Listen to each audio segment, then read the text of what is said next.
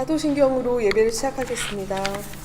전능하사 천지를 만드신 하나님 아버지를 내가 믿사오며 그 외아들 우리 주 예수 그리스도를 믿사오니 내 성령으로 잉태하사 동정을 가리게 하시고 본디오 빌라도의 받으사 십자가에 못 박혀 죽으시고 장사한 지 4일 만에 죽은 자 가운데서 다시 살아나시며 거듭나신 하나님 편에 앉아 계시다. 저희로서 산자와 존재를 심판해 오시니라. 성령을 믿사오며 거룩한 공예와 성도의 성도를 주를 사주신 것과 몸이 살아난 것과 영원히 사는 것을 믿사옵나이다. 아멘. 같이 나누실 말씀은 마태복음 21장 22절입니다. 마태복음 21장 22절입니다. 제가 읽어드리겠습니다. 마태복음 21장 22절입니다. 너희가 기도할 때 무엇이든지 믿고 구하는 것은 다 받으리라 하시니라. 아멘. 추석 때 부모님 댁에 가서 하룻밤을 잤습니다. 저는 아이들보다 일찍 잠자리에 들었는데요. 저는 딸이 3명 있습니다. 1, 2, 3호라고 하겠습니다. 이제 제가 설핏 잠이 들었을 때 3호가 이제 화장실에 가려고 했는데 1호가 무슨 말인가를 건넸는데 3호가 내가 알아서 해 이렇게 하고 화장실에 들어갔어요. 그랬더니 1호가 한번 해보자는 건가? 이렇게 혼잣말을 하더라고요. 그리고 나서 이제 이 대화를 제가 이제 잠이 약간 든 채로 들었거든요. 그러다 잠이 들다 또 깼는데 1호가 핸드폰을 하고 있는 거예요. 깜깜한 밤에. 그래서 제가 눈 나빠져 빨리 자 그랬더니 내가 알아서 해 이렇게 대답을 하는 거예요. 그때 제가 이제 잠결에도 뭔가 마음이 쿵 하고 내려앉는 느낌이 좀 있었습니다. 왜냐면 돌고 돌아서 저한테 온 것 같은 제가 그 말이 종착역인 것 같은 그런 기분이 들었어요. 저희 집 1호는 약간 이기적이고 자기 중심적이에요. 그래서 제가 그런 면을 좀 많이 싫어하는데 그 아이를 이제 가정에서 아이하고 지내다가 갈등이 생기거나 그런 모습을 볼 때 제가 아이를 싫어해요, 마음으로. 그런데 표현을 잘 안 하지만 느끼겠죠. 근데 그럴 때 아이가 그렇게 좀 뭐랄까요, 삐딱할 때 섬기기가 싫어지고 싫은 마음이 들고 그리고 흉을 봅니다. 3호에게 1호가 이러더라 이렇게 흉을 보고 제 마음에 또 한편으로는 너 한번 된통 당해봐야 돼. 무슨 일 생기면 넌 진짜 정신 차려야 돼. 막 이런 마음, 약간 복수하고 싶은 마음도 드는 거예요. 근데 제가 그 밤에 있었던 그 일을 겪으면서 번쩍 이렇게 마음이 훅 내려앉으며 드는 생각은 제가 1호에게 가졌던 마음이 2호, 3호에게 전달이 되고 2호, 3호는 1호에게 다시 보내고 그 마음을, 그리고 1호는 저에게 그 마음을 다시 보낸다는 거예요. 그래서 제가 보낸 쓰레기가 돌고 돌아서 더 큰 쓰레기가 돼서 저한테 왔다. 이런 마음이 들었고 그때 제가 이제 가정사역을 하는 수준이 이 정도구나 라는 생각이 좀 들었어요. 가정에서 사역한다는 것을 배웠고 그렇게 하려고 했지만 결국 이 정도밖에 수준이 안 되는 저의 모습을 또 발견한 건데 제가 거기서 깨달은 건 뭐냐면 이 사역이 제가 그런 마음이 있었던 것 같아요. 내가 먼저 예수를 믿었기 때문에 섬겨야 되고 그것이 제가 일처럼 느껴지고 뭔가 이렇게 예수 먼저 믿은 것이 무슨 죄야? 뭐 이런 생각이 약간 들으면서 섬겨야 돼? 꼭? 그리고 이게 이제 사역이 일처럼 느껴지고 이랬던 부분이 있었던 것 같아요. 근데 제가 이 일을 겪으면서 결국은 나한테 돌아오는구나. 제가 마음을 잘 쓰지 않으면 안 된다라는 생각이 들었고, 그리고 내 안에 정말 선한 게 하나도 없다. 이게 그냥 아이를 섬기는 문제가 아니고 내 믿음의 문제다라는 생각이 좀 들었습니다. 그래서 사역을 한다는 것을 배워가는 중이긴 하지만 이거는 내 믿음의 문제다. 내가 아이를 섬긴다는 것보다는 내가 믿음으로 반응하는 것을 아이가 보고 그것을 보고 예수님의 성품이 느껴지면 좋아지는 거고 내가 나쁜 마음을 쓰면은 그것이 다시 내게로 돌아오면서 이게 집안에서 계속 순환이 되면서 계속 커지고 있다. 이런 마음이 좀 들어서 네, 회개하는 마음이 좀 생겼고, 그리고 이런 것들을 그럼 어떻게 사역을 해 나가야 될까? 마음을 어떻게 고쳐 먹을까?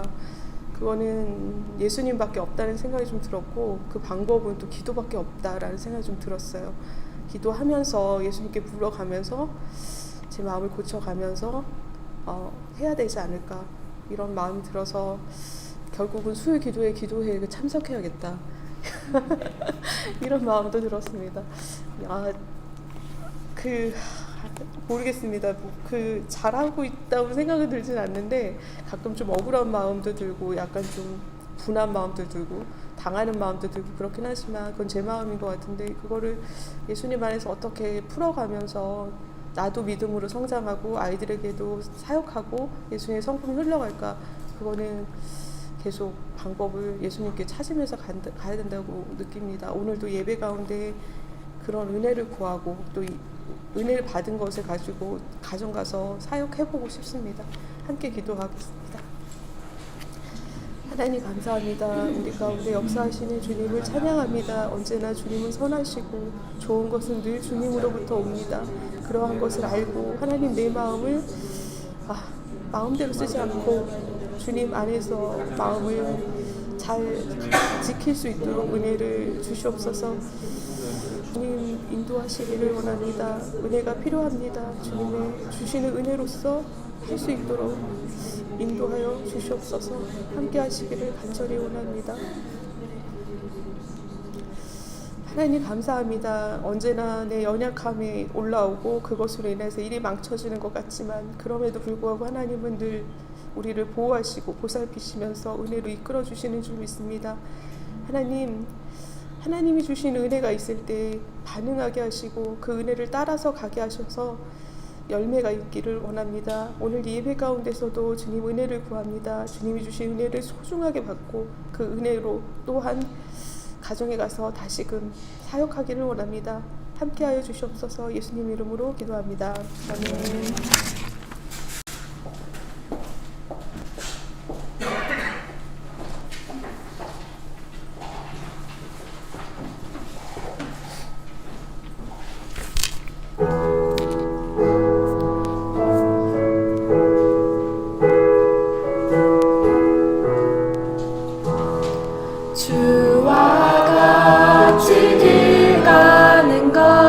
즐거운 일하니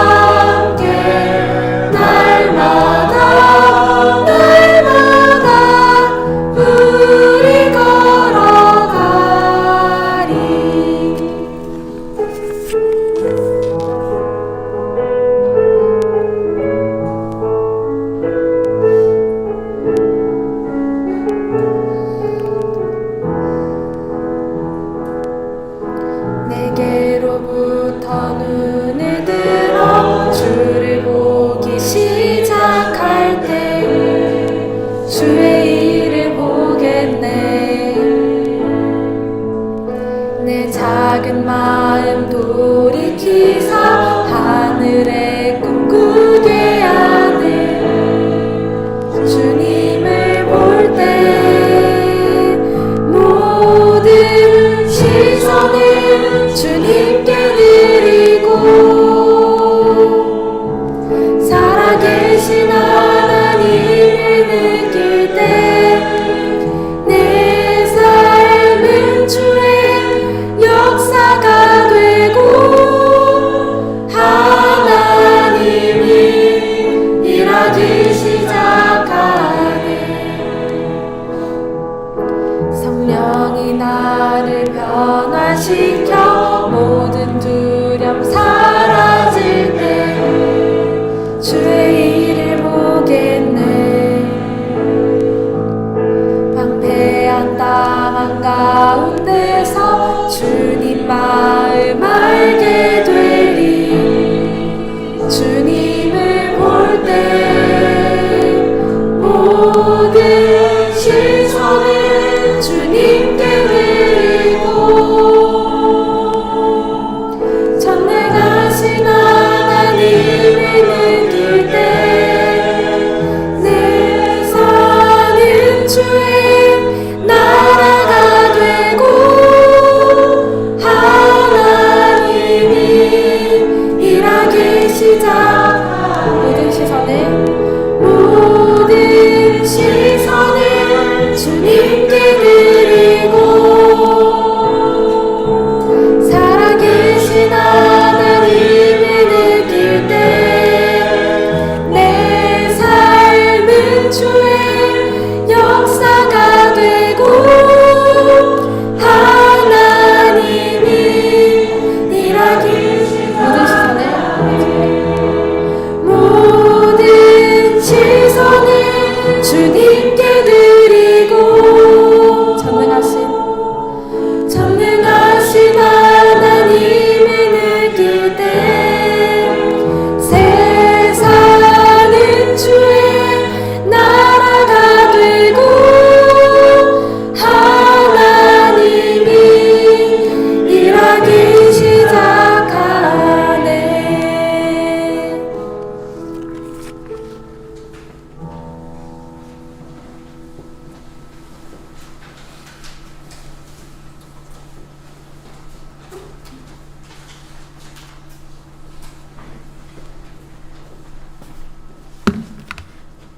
기도하시겠습니다.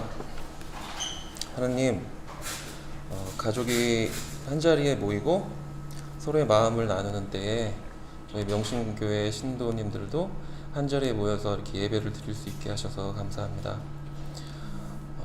자기 자신만의 생각으로 다툼이 생기거나 아니면 갈등으로 다른 사람과 어떤 문제가 생기려고 할 때 서로를 생각하는 마음으로, 서로를 생각하는 용서와 감사의 마음으로 그 갈등을 이겨내기를 원합니다. 항상 예수님의 마음을 본받고 닮으려고 노력해서 하나님의 마음이 가장 좋다라는 마음을 다시 한번 되새길 수 있는 저희가 되길 원합니다. 예수님의 이름으로 기도드렸습니다. 아멘.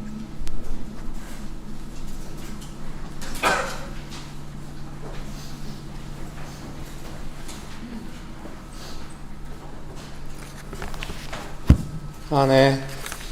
오늘 찬양 인도는 참 좋았습니다. 무엇보다 단순했습니다. 보통 이렇게 단순하기가 쉽지 않거든요. 많은 것들을 정리하고 단순하게 하나님 앞에 고백할 수 있도록 그 단순화시켜오는 과정이 있었다고 생각합니다. 또 무엇보다 용기가 있었다고 생각합니다. 명식교회 안에서 예배에 대한 진실함에 대한 압박감이 심하기 때문에 옛날보다는 덜하지만 고민하고 다들 고민하기 때문에 그래서 순서를 맡기 싫어하는데 맡으려면 용기가 필요한데 내 삶을 근거로 예배에 나아가는 것이 아니라 하나님 앞에 섬기고 싶은 마음으로 그 마음이 더 우선되는 용기가 있었던 것이죠. 너무 훌륭하다고 생각합니다.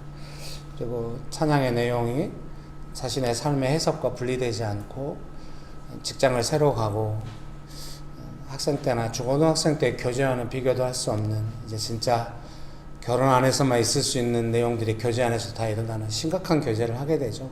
나이가 들면 직장생활 그런 실적이 아니면 아무 의미도 없는 곳에서 학교 때까지 공부 잘하고 외국 고등학교 나오고 서강대 나오고 이럴 때 주변에서 다 잘한다 격려하고 따뜻하게 이렇게 살아오다가 직장에 가서 어떠한 평가도 좋게 내려지지 않고 냉정한 대기업의 기획 파트에 가서 고생하고 있는데, 그럼에도 불구하고 나는 이 속에서 하나님과 동행하고 나의 시선을 바꿔야만 한다. 특별히 마지막에 시선을 돌리겠다는 그 후렴 부분을 한 번 더 부르는 것은 저는 헌신으로 이해했습니다. 물론 찬양 인도자가 이 말을 듣고 웃을지도 모릅니다. 네가 뭘 한다고 지금. 그건 언제나 관심 있고 기도하기 때문에 그렇게 이해가 됐습니다. 자랑스럽습니다. 기도하시고 함께 말씀 나누겠습니다. 좋으신 예수님 은혜를 베풀어 주셔서 감사합니다. 우리 예배를 받아주셔서 감사합니다. 예수님의 이름으로 기도합니다. 아멘. 네, 성경 말씀 마가복음 8장 1절에서 3절입니다.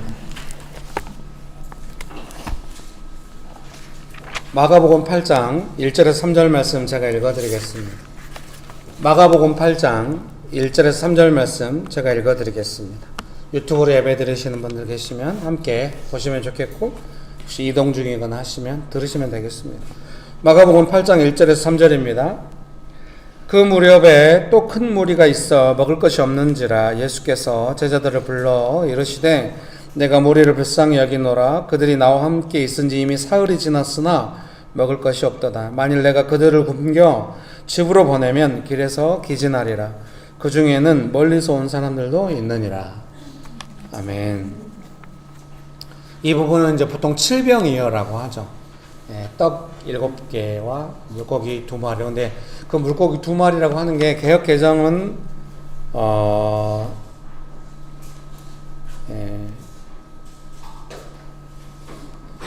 7절에 보면 또 작은 생선 2마리가 있는지라 이렇게 개역 개정 번역했는데, 쉬운 성경 번역에는 이게 2마리라는 번역이 없더라고요.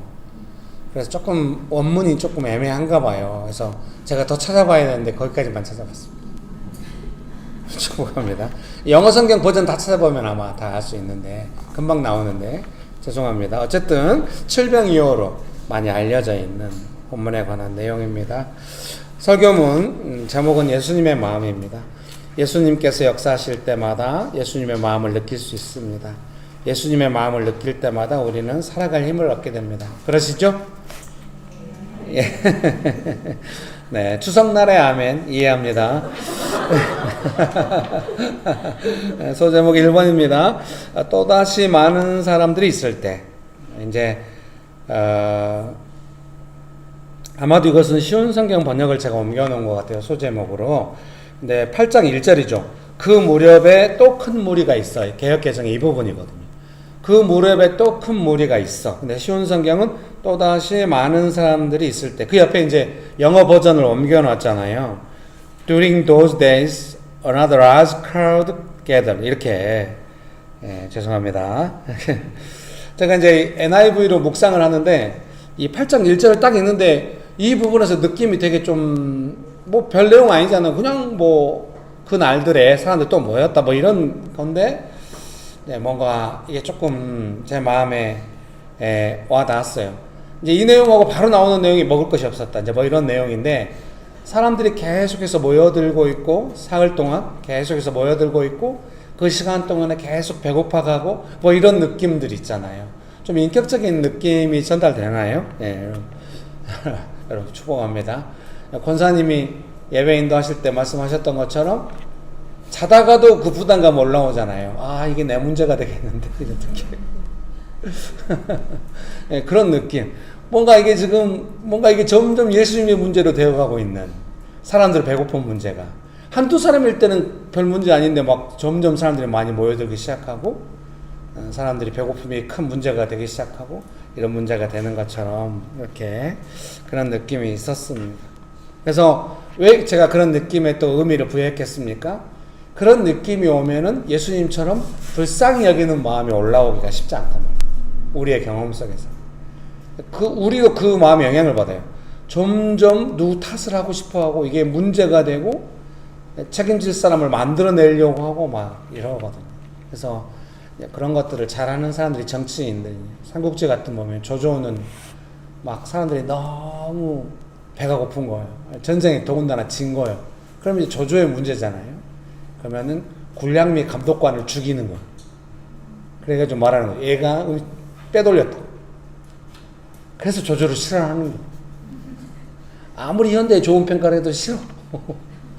그런 기법은 안 돼. 근데 세상은 그런 기법으로 돌아가잖아요. 근데 이때 그래서 우리가 그런 기법을 안 쓰면 어떻게 하라고 그 사람들을 거기서 예수님의 방법이 있다는 것이죠. 다들 표정이 예수님이야 방법이 있겠지. 우리는 없잖아. 아니 이제 그걸 배워가는 거죠. 네, 축복합니다. 이 설교문을 미리 올리는 이 문제점이에요. 미리 올리면 뭐 감흥이 없어.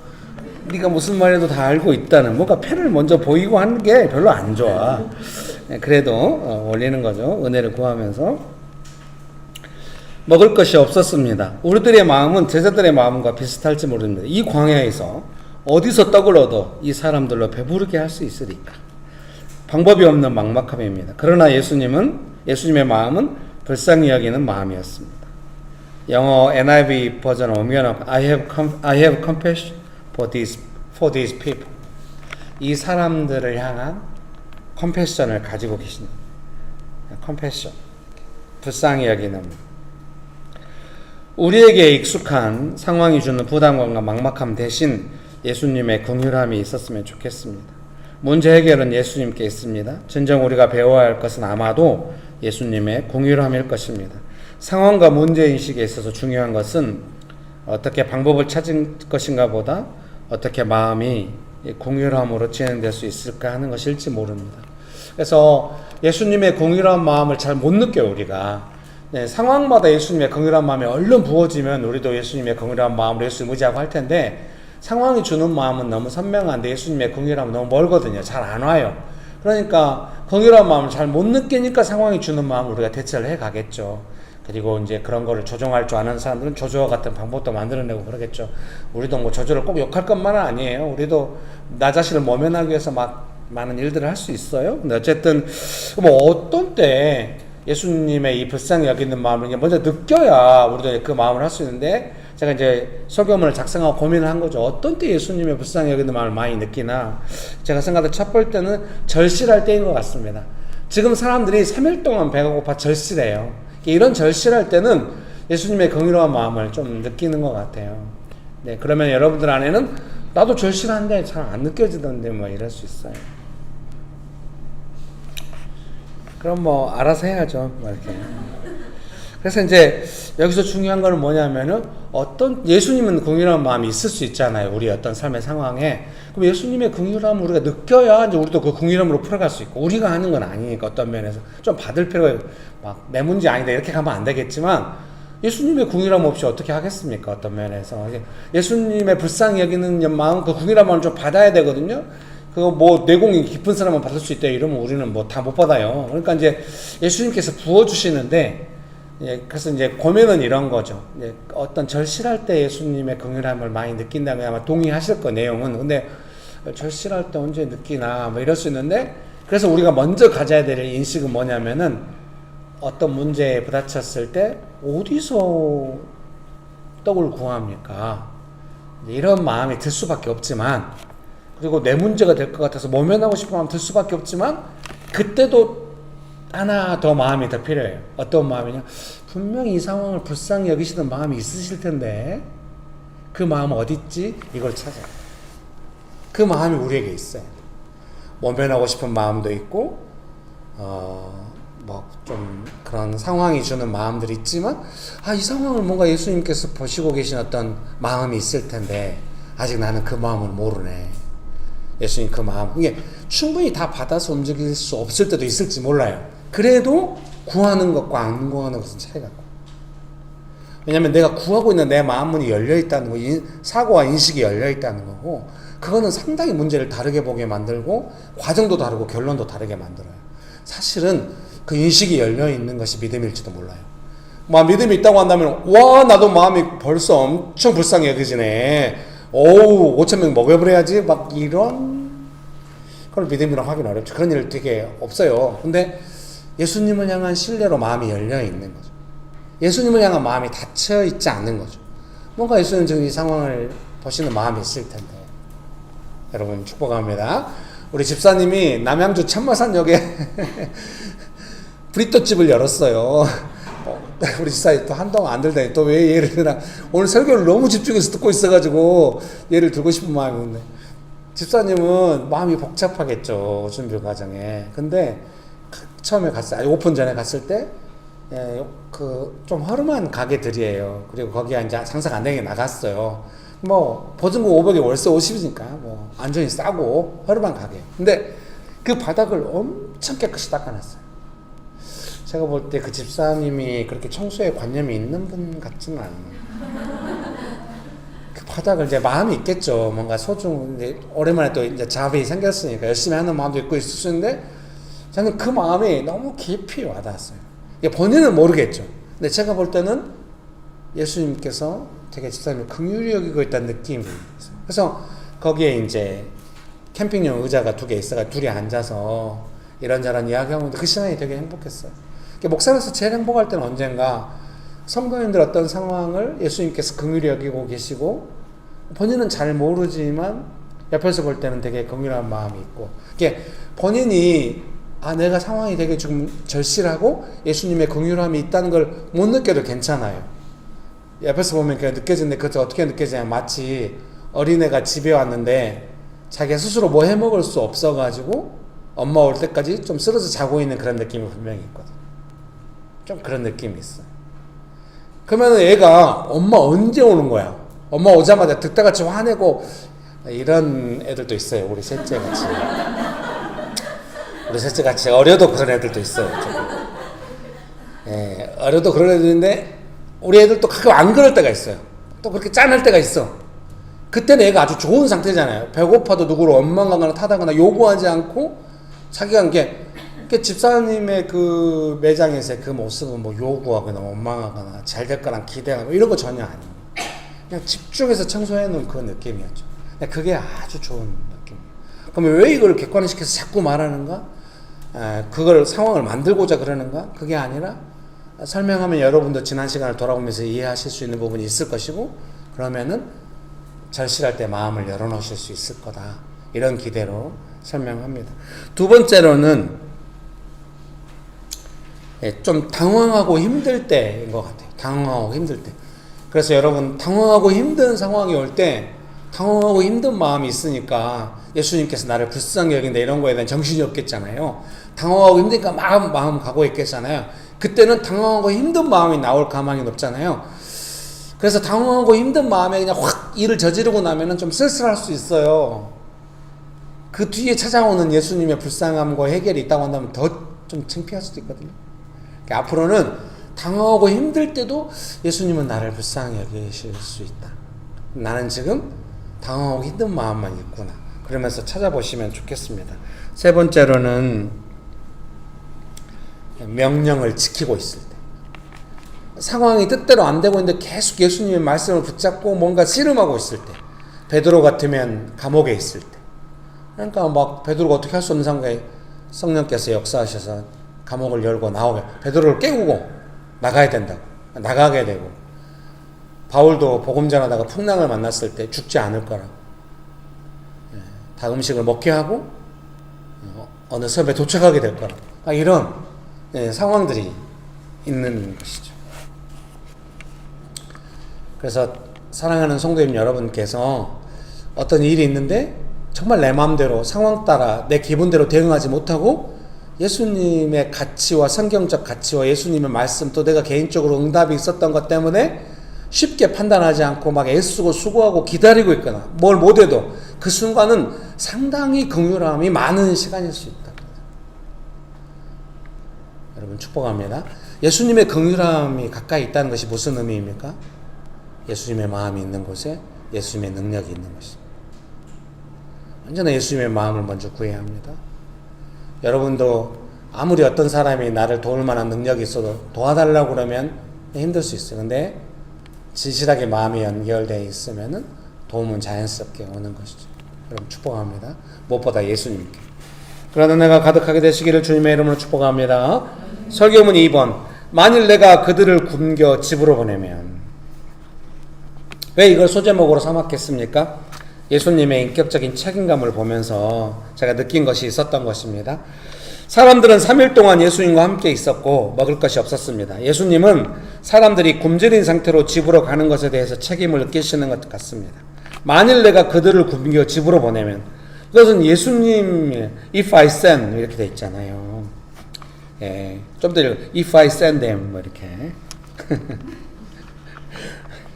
도와주세요.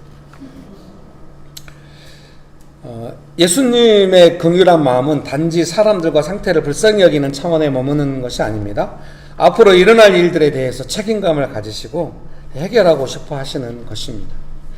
우리가 책임감을 가지는 것도 필요합니다만 예수님께서 가지고 계신 상황에 대한 파악과 결정을 이해할 필요가 있을 것 같습니다. 우리의 주인 되신 예수님의 주권적 결정을 이해한다면 우리는 상황에 대해 그리고 예수님을 향하여 올바른 태도를 가질 수 있을 것입니다. 우리의 무책임하거나 방법 없는 답답한 책임감 아닙니다. 예수님의 신실하심 안에서 안정감을 누리고 의지하고 도움을 받는 것입니다. 그러니까요, 여기 보시겠습니까? 예수님께서 먼저 책임감을 가지고 계세요. 그리고 내 안에 있는 어떤 문제에 대해서도 예수님께서 책임감을 가지고 계실 거라고 생각해요. 믿으십니까? 문제는 뭐냐면은 예수님께서 책임감을 가지고 계신다면 단순히 어떤 의무감이 아니라 그 문제를 해결하시겠다는 어떤 의지가 있으시잖아요. 예수님의 마음에서 그 책임감과 의지가 나오시는데 우리가 이제 그거를 느껴갈 필요가 있는 것이죠. 그러니까 우리가 우리에게 다가온 문제들에 대하여 배워야 될 것은 무엇이냐면 예수님께서 이 문제를 어떻게 해결해 가시는가 하는 방식을 우리가 배울 필요가 있는 것입니다. 그리고 여러분의 삶에도 조금만 찬찬히 살펴보면은 계속해서 예수님이 어떤 식으로 문제를 해결해 오셨을 것이고 그 방식은 지금도 유효하고 앞으로도 계속해서 유효합니다. 예수님과 여러분의 관계가 1대1의 관계고 인격적인 관계고 그 관계 안에서 일들이 진행되잖아요. 그러니까 인격을 벗어나는 일이 갑자기 일어나거나 이러진 않아요. 특별히 예수님의 일 안에서는 그러지 않죠. 예수님은 하나님이시기 때문에 일관된 인격 안에서 우리를 대하시기 때문에 심지어 우리가 잊어버려도 예수님은 계속 그 일관된 인격 안에서 일을 행하실 수 있거든요.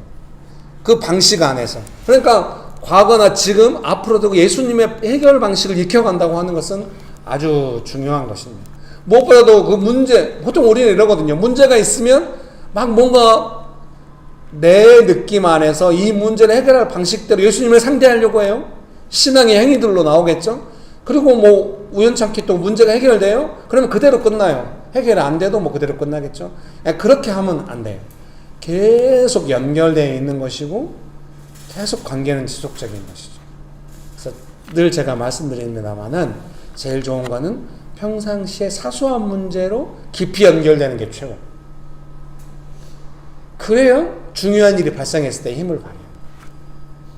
그럼 믿으십니까? 그러나 내가 가득하게 되시기를 주님의 이름으로 축복합니다. 옆에 분 보면서 한번 더 시작할까요? 예수님의 방식을 기억하고 익힙시다. 오늘 본문에 보니까 예수님의 방식이 뭐였어요? 불쌍히 여기는 마음이 먼저 있으시고 제자들에게 어떻게 하는지 물어보시고 제자들의 믿음을 다시 제고하시고 그리고 해결하시고 이렇게 된단 말입니다. 큰 틀 안에서 보자고 한다면 그러면 내 삶에 있는 어떤 문제도 내가 계속 믿음으로 나아간다고 한다면 예수님의 마음을 느끼게 될 것이고 그 예수님의 마음 안에서 이 문제에 대한 나의 믿음이 예수님을 향한 신뢰가 깊어질 것이고 그 신뢰가 깊어질 때 아직 문제가 해결되지 않았어도 그 문제에 대한 전망이라고 할까요? 어떤 관점이라고 할까요? 이런 것들이 믿음 안에서 부어지기 시작하고 기도가 구체적으로 진행되기 시작하고 문제가 작아지거나 해결되거나 그런 게 있는 거죠. 적어도 지금 명신교회 안에서 우리가 수요기도회도 하고 함께 훈련하고 오면서 어디까지 왔습니까? 믿음의 안목을 따라서 구체적인 기도를 진행하는 것까지 왔다고 말하고 싶어요.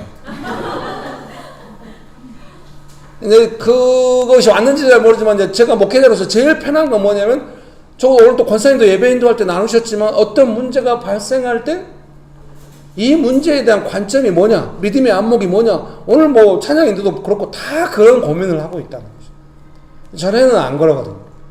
아, 너무 힘들다 이렇게 온단 말이에요. 그러면 지금은 안 힘들까요? 힘들겠죠. 근데 힘든 것보다 믿음이 더 세다는 것이 증명되고 있는 것이죠. 그러니까 힘들다는 느낌이 소멸되어야 안 힘든 게 아닌 것 같아요. 힘들다는 느낌과 믿음의 어떤 관점과 내용들이 그 힘든 걸 만지는 게 분명해요. 눈에 안 보여서 모르겠네. 무거운 짐을 들고 있다가 내려놓으면 안 힘들겠잖아요. 그러니까 들고 있고 내려놓는 게 분명한데 마음의 짐은 잘 모르겠죠. 마음의 짐은 어떻게 내려놓나. 믿음의 역사하심이 아닐까 그런 생각을 하게 됩니다. 여러분 축복합니다. 그래서 몇 가지를 말씀드리고 싶어요. 첫 번째로는 앞서지 말아야 하는 것입니다. 그러니까 예수님께서 어떤 마음으로 어떤 결정을 하셨는지 그리고 어떻게 이 일을 책임지실지 잘 모르는데 앞서면 상당히 곤란해요. 그러니까 늘 조금 주저주저하게 되고 그런 부분이 있게 되는 것이죠. 여러분 축복합니다. 네.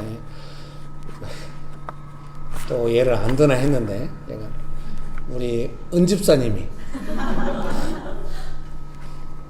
명식교회 오신 지 얼마 안 됐을 때 저 지식산업 센터에서 모일 때입니다.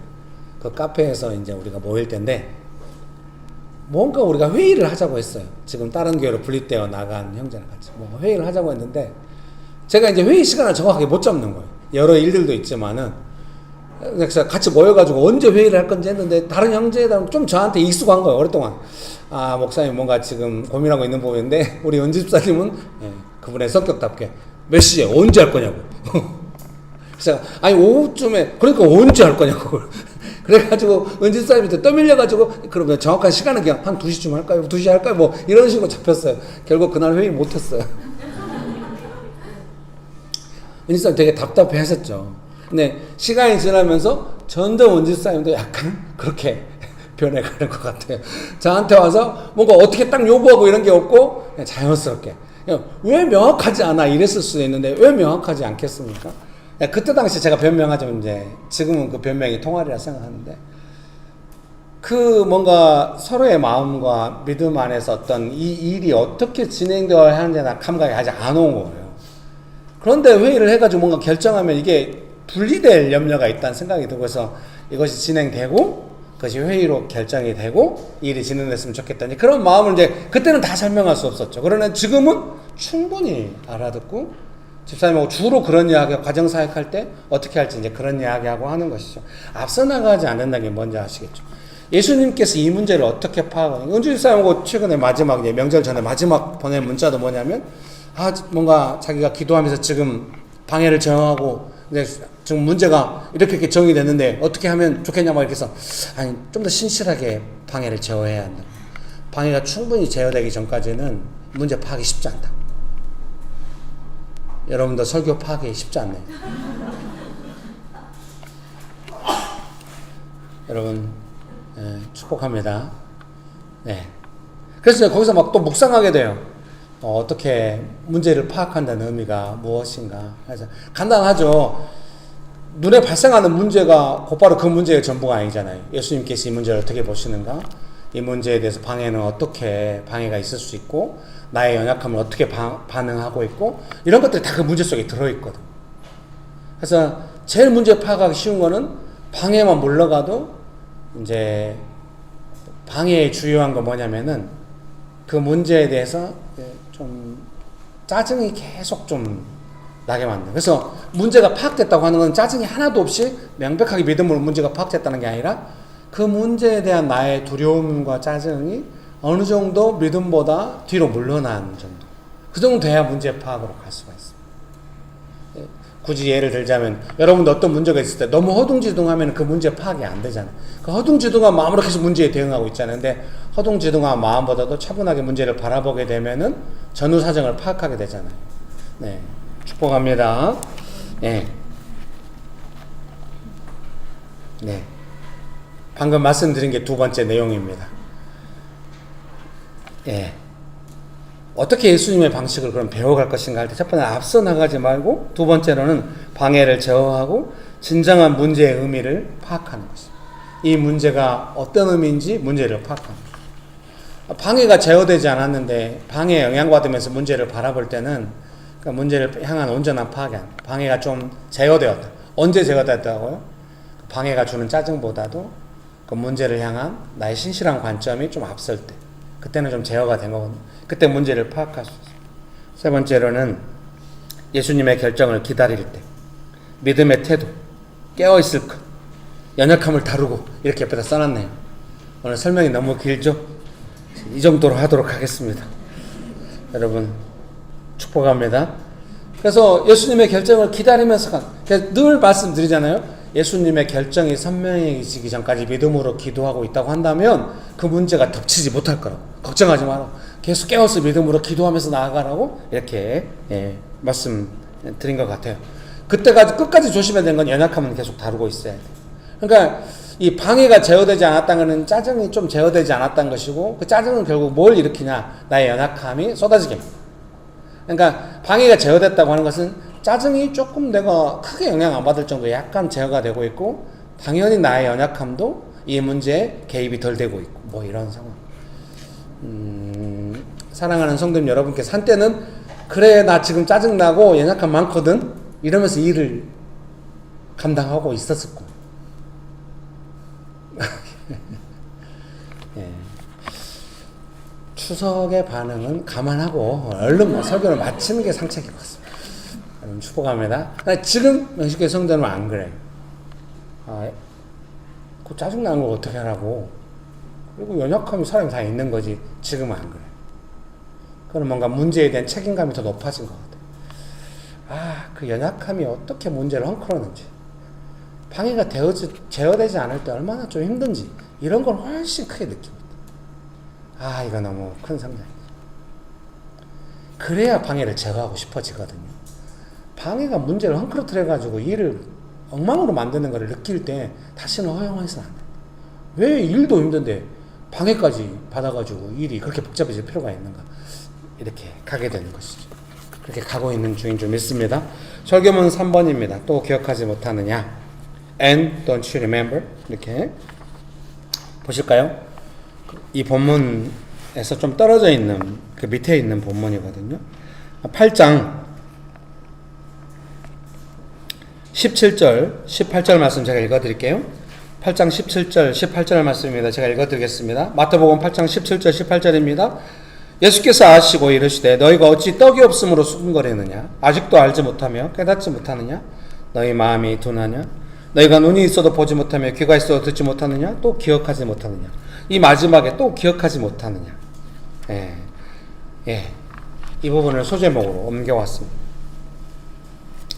제자들이 떡이 없을 때 다시 고민하였습니다. 그 밑에 문장 읽어드릴게요.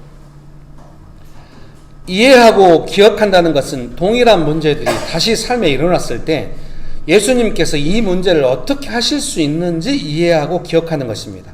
문제에 빠져서 마음이 둔해지는 것이 아니라 예수님을 기억하고 의지하고 기대하는 것입니다.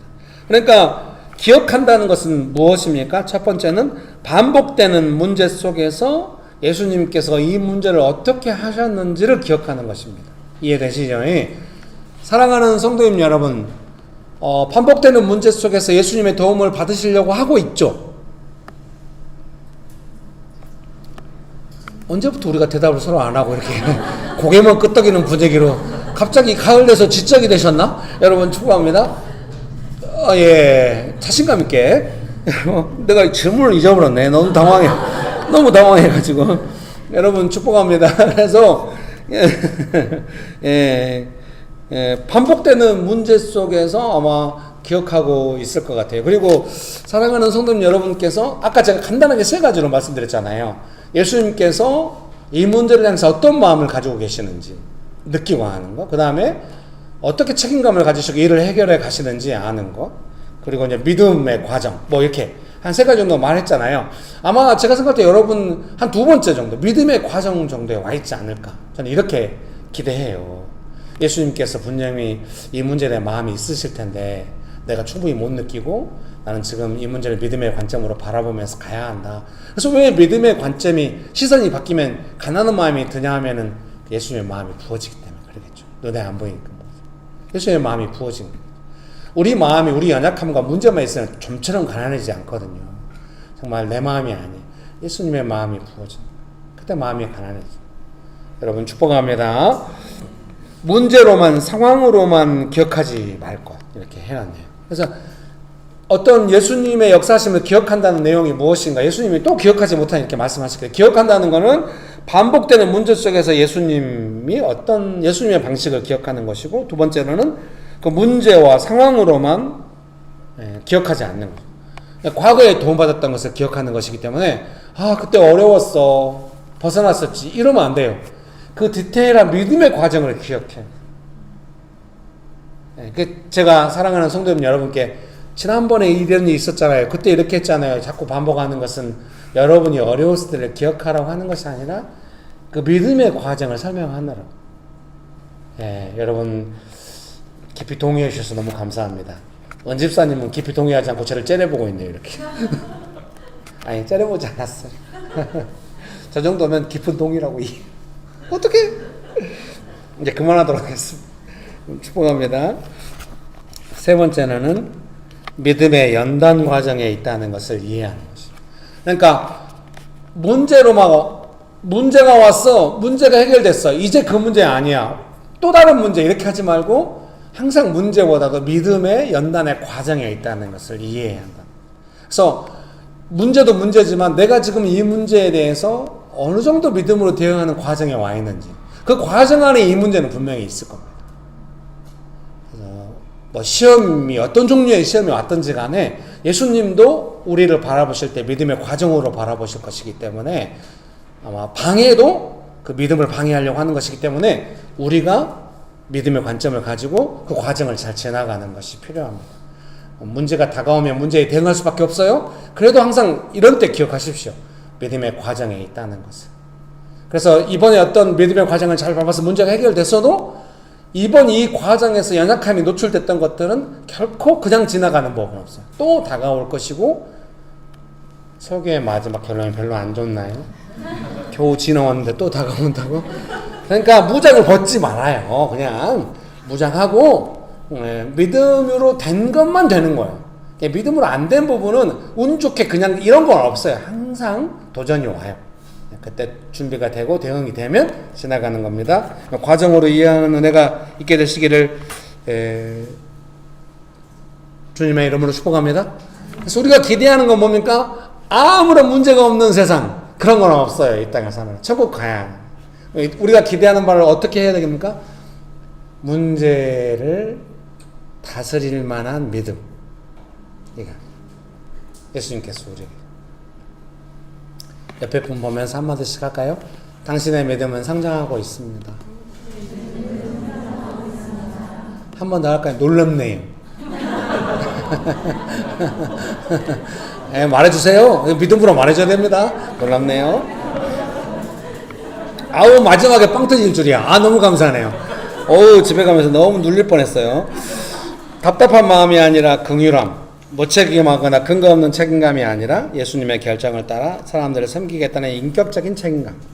생활의 염려로 마음이 둔해진 것이 아니라 문제에도 예수님을 기억하고 도움받을 수 있는 마음을 구합니다. 믿음을 구합니다. 기도하시겠습니다. 시선 후렴 부분 찬양 한번 하고 기도할까요? 집사님 반주 좀 해주시겠습니까? 모든 시선을 주님께 드리고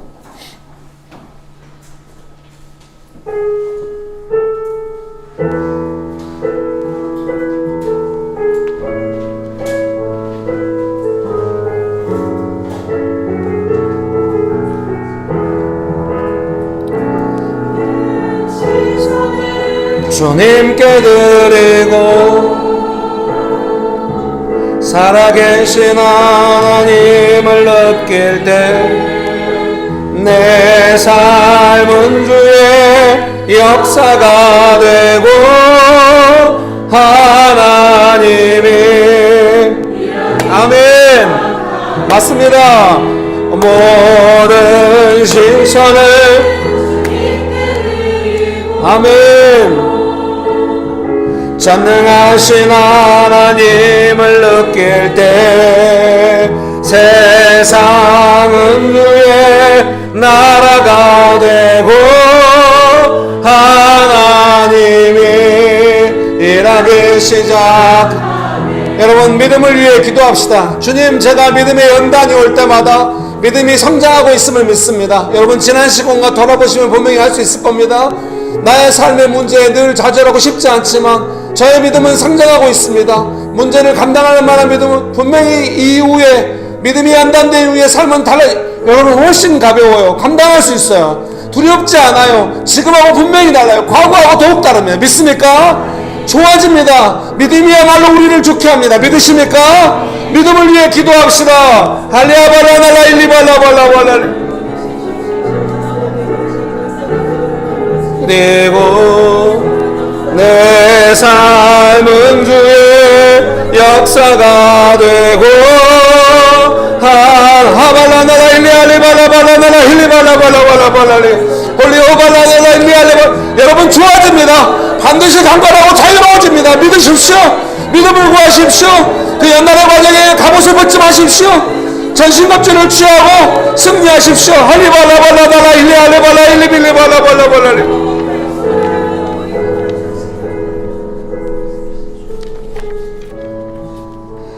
잘하셨어요. 잘 견디셨고 잘하셨습니다. 점점 강건해지고 평안하고 감당할 수 있다. 어려운데도 예수님의 따뜻함을 느끼는 시즌이 올 것입니다. 잘하셨습니다. 좋으신 예수님 은혜를 베풀어 주셔서 감사합니다. 믿음이 연단되고 강건해지게 해주셔서 감사합니다. 예수님의 이름으로 기도합니다. 아멘.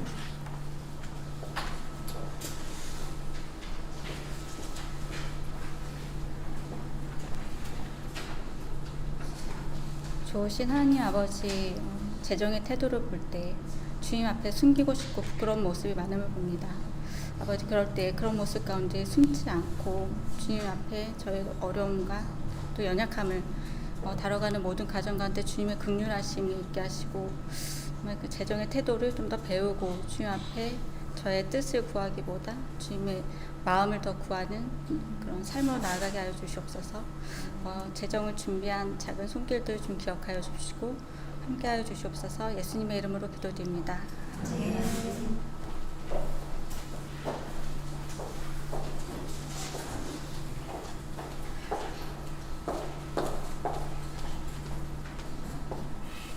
네, 교회 소식입니다. 예배 시간 안내입니다. 주일 예배는 오전 11시에 드립니다. 금천구 벚꽃로 32단지 상가 206호에 저희 교회가 있습니다. 주일 모임 안내입니다. 오늘은 성경 공부 식사가 없고요. 청소하고 돌아가시면 됩니다. 연휴 기간 남았는데 즐거운 연휴 되시기 바랍니다. 다음 주부터 다시 성경 공부도 있고 식사도 있고 그리고 청소도 있을 것입니다. 묵상 모임 안내입니다. 9월 도시 묵상 모임이 진행되고 있고요. 장소는 온수, 용산, 여의도, 양재, 서현, 상암 등입니다. 캠퍼스 묵상 모임도 있습니다. 캠퍼스 단톡방에서 안내받으시고 교회 줌으로 참여하시면 됩니다. 수요기대 안내입니다. 수요일 저녁 8시에 교회 줌으로 진행됩니다. 꼭 오시기 바랍니다. 너무 좋습니다.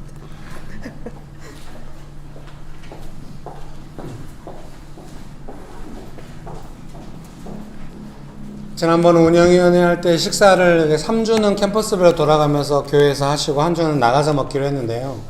다음 주 식사는 캠퍼스별로 돌아가면서 먹는 게 좋을까요? 아니면 나가서 먹는 게 좋을까요? 이번 주 식사를 안 하기 때문에 조금 애매한 것 같습니다. 다들 표정으로 말씀해 주시면. 캠퍼스로 돌아가면서 먹을까요? 네. 그러면은 다음 주에 맞는 캠퍼스 순서에 맞춰서 또 준비하셔서 교회에서 같이 드시도록 하겠습니다. 자, 한 텀 돌고 네 번째 순서에 또 나가서 먹고 이렇게 하도록 하겠습니다. 이번 주 한 주 안 했기 때문에 그렇게 이번 주는 식사 대신 송편이다. 그리고 청소할 때 이제 청소를 막 우리가 오합지졸을 했는데 하다 보면 이제 룰이 생겨요, 이렇게. 그래서 이 창틀 닦는 거랑 나중에 의자 세팅하는 거 한 캠퍼스, 바닥 닦는 거 한 캠퍼스, 그 다음에 뒷정리하는 거 한 캠퍼스 이렇게 나눠서 합시다. 자, 오늘부터 그러면 그 순서 어때서 돌아가면서 하는 겁니다. 아시겠죠? 자, 오늘 창틀과 의자 세팅 어느 캠퍼스 하실래요? 멤버 중에 아무나 손들어도 됩니다. 손들면 네. 그럼 상하이에서 하도록 하겠습니다. 그럼 바닥 닦는 건 어느 캠퍼스에서 하시겠습니까? 네. 후쿠오카 캠퍼스에서 하겠습니다. 뒷마무리는 자연스럽게 비엔티안 캠퍼스에서. 근데 이거를 똑같이 계속했는데 로테이션으로 돌아가면서 어떻게 돌아갈까요? 뒷마무리했던 캠퍼스가 창틀로, 그리고 창틀했던 캠퍼스가 바닥으로, 바닥했던 캠퍼스가 마무리로, 이렇게.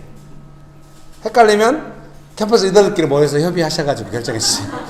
이렇게 돌아가면서 하는 걸로, 네. 축도하고 예배를 마치도록 하겠습니다. 지금은 우리 주 예수 그리스도의 은혜와 아버지 하나님의 크신 사랑과 성령님의 교통하심이 믿음이 연단되며 예수님의 긍휼한 마음으로 은혜를 베푸시고 기적을 베푸시는 예수님의 사랑을 많이 받으며 살기로 결정하는 명신교회 사랑하는 성도님들의 삶 위에, 명신교회 위에, 조국교회 위에, 온 열방 위에 지금으로부터 영원토록 함께 하시기를 간절히 축원합니다. 아멘. 감사합니다. 오늘 안산에서 한 가정이 오셨어요. 박수로 환영하실까요? 네, 반갑습니다. 잘하셨습니다. 네, 감사합니다. 음식 다 드시고 청소합시다. 밖에